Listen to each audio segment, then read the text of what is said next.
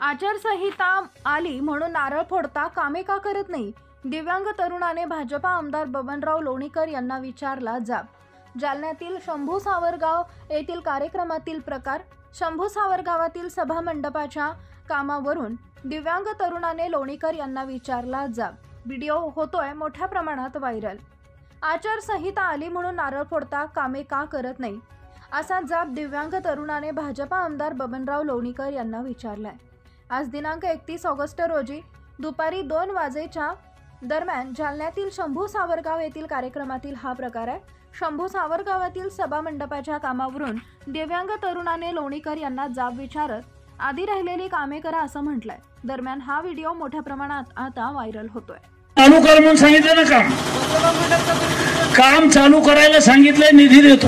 हा, नारळ फोडू दे ना, गावातलं आहे। इकडे इकडे बोल तू, इकडे हे त्याला सोड सोड सोड। गावातल्या लोकांची जबाबदारी आहे, त्यांनी काम घेतलं तर करायला पाहिजे ना। हा हा हा, तू दुखणं आहे, तू काही असेल तर ये, तुझं काही असेल तर ग्रामपंचायतकडून झालं नाही तर मला सांग। तू दुखणं कळालं, तू अपंग आहे, तुझा पगार चालू करायचा, चालू करून देतो ना। असं काय करलं येण्यासारखं? पगारापुरतं